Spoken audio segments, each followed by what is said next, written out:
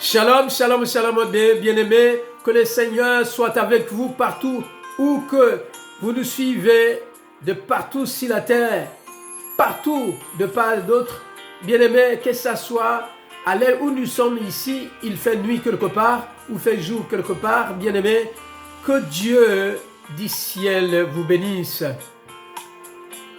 Ce matin, nous sommes venus encore une fois de plus pour parler du Seigneur Jésus-Christ, pour fortifier votre foi, pour ramener à la compréhension, pour ramener à la réconciliation avec les œuvres sur la terre avec votre Dieu le Père. Dieu, il l'a fait. Son nom est Jésus-Christ. Il est venu sur la terre comme un homme, 100% homme et 100% Dieu. Et il a vaincu le monde. On livre à tous ces démons avec tout leur cohorte. Bien-aimé, la Bible déclare qu'il les a livrés publiquement en spectacle. Ils n'ont plus de force. Mais sauf que les enfants de Dieu, ceux qui ne se donnent pas à suivre l'écriture sainte, à chercher la parole de Dieu, à chercher la face de Dieu, ils ont des problèmes. Ils ont des problèmes, pourquoi? Parce qu'ils n'arrivent pas à comprendre et de vivre aussi à la parole de Dieu. Parce que Dieu nous a besoin. Dieu a besoin de nous, de chercher sa face. Il a dit, venez à moi, vous qui êtes fatigués, et je vous donnerai des repos. Bien-aimés, que Dieu vous bénisse ce matin, bien-aimés. Bel soleil que nous regardons dehors, bien-aimés, que tout le monde bénéficie. Aucune personne sur la terre n'a créé ce soleil aujourd'hui. Même celui qu'on appelle le plus riche. Même les 13 mystérieux des hommes qui coordonnent ce monde ici, il ne peut pas faire sortir ce beau soleil aujourd'hui. Mais c'est quelqu'un qu'on appelle Seigneur Jésus-Christ, c'est quelqu'un qu'on appelle Dieu le Tout-Puissant. Alors, ce Dieu-là, nous allons parler de lui aujourd'hui, sur deux choses. Nous allons parler sur les charismes. Le charisme, c'est quoi? C'est la grâce. Des actions surnaturelles, grâce pour devenir saint, bien-aimé. Et quand on parle de charisme, bien-aimé, beaucoup pensent que le charisme, cela suffit la force, ceci, cela. Non, ce n'est pas ça. Nous avons deux choses. On parle de charisme, on parle de grâce. Mais bien-aimé, le des actions surnaturelles, grâce, c'est pour devenir saint. Pourquoi? Parce que la grâce vient de Dieu. La grâce que Dieu nous a mis, non seulement pour avoir la vie sur la terre, mais notre grâce pour devenir saint. Saint dans la parole de Dieu. Si quelqu'un dit que oui, la grâce de Dieu est sur moi, cette grâce, ce n'est pas parce qu'il a donné à manger, ce n'est pas parce qu'il m'a réveillé, parce qu'il m'a sauvé d'un accident ou quelque chose. Mais la grâce de Dieu pour nous, bien-aimés, je vous dis, ces deux choses, c'est grâce. La premièrement, ce qu'on appelle la grâce, parce que le Seigneur veut que nous devenions le saint. Par la grâce de Dieu que nous sommes devenus saints. Et lorsque nous sommes devenus saints, pourquoi? Parce que nous sommes saints ici sur la terre. Il y a beaucoup de chrétiens qui ne savent pas. Quand il dit chrétien, il dit, oh, nul n'est saint au monde, nul n'est saint ceci, c'est la bien-aimée. Nous avons reçu le Saint-Esprit et nous devons se considérer comme un saint. Pourquoi? Parce que nous marchons avec l'Esprit de Dieu. Lorsqu'on dit que quelqu'un est footballeur, pourquoi? Parce qu'il a appris comment jouer ceci, cela, il est dedans. Est-ce qu'un footballeur, il ne peut pas faire de fautes? Un footballeur, il ne peut pas rater d'aller mettre au but?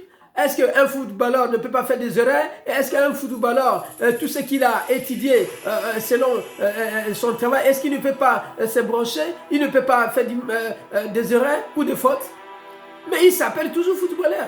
Mais les chrétiens refusent d'être un saint. Lorsqu'on les appelle, nous sommes saints parce que nous vivons sous la grâce. Grâce de Dieu nous a donné l'autorité de vivre comme un saint sur la terre. Nous sommes les saveurs. Nous sommes ce que la Bible nous parle, que nous sommes devenus vraiment du sel de la terre. Nous sommes la lumière de la terre. Nous sommes les saints parce que nous avons reçu la grâce de devenir saints, bien-aimés. Deuxièmement, bien-aimés, dans ces charismes, nous allons trouver ces charismes qui est la grâce. Nous avons trouvé la grâce pour que nous devenions saints. La sainteté, vertu. Mais la sainteté, vertu, pourquoi? Parce que c'est que la sainteté que nous avons ne vient pas de nous, ne vient pas de l'Église. Ce n'est pas l'Église qui fait que nous soyons saints, non, c'est la parole. Et la parole là, ce n'est pas dans l'Église, c'est la parole de Dieu. Donc la parole de Dieu peut être partout. Parce qu'il y a une erreur que les gens chrétiens font. Il dit que ça c'est mon église. Non, il n'y a pas église de quelqu'un parce que si Dieu te déplace là et tu pars quelque part, comment tu vas le faire?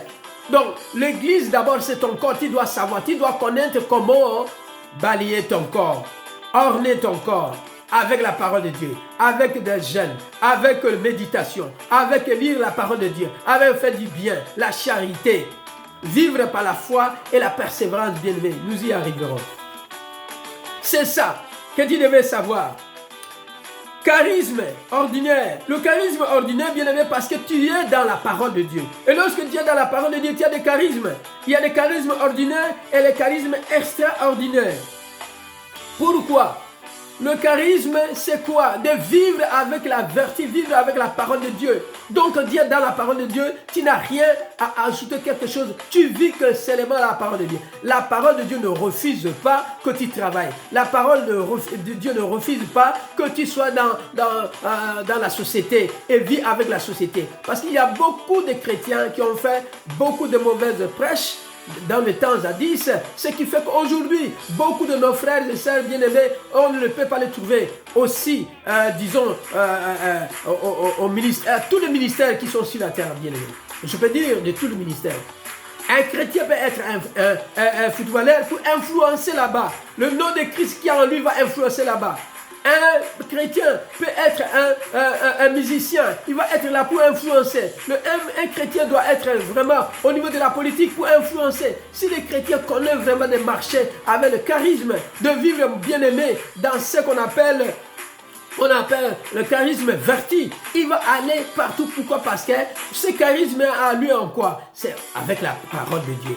Avec la parole de Dieu. Parce que la parole de Dieu nous donne la force, la puissance.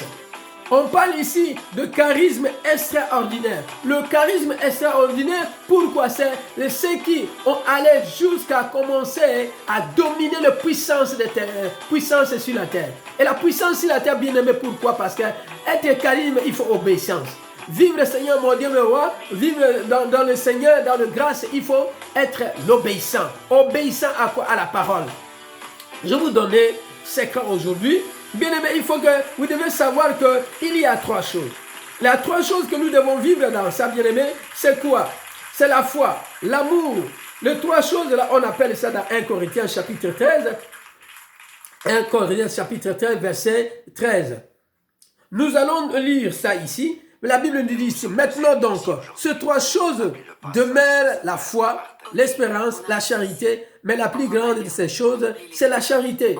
Mais il faut savoir que, bien aimé, le démon n'aime pas l'obéissance. Pour vivre dans la foi, il faut avoir l'obéissance de la parole de Dieu. Pour vivre, bien aimé, dans l'amour, il faut vivre avec la foi. Vivre avec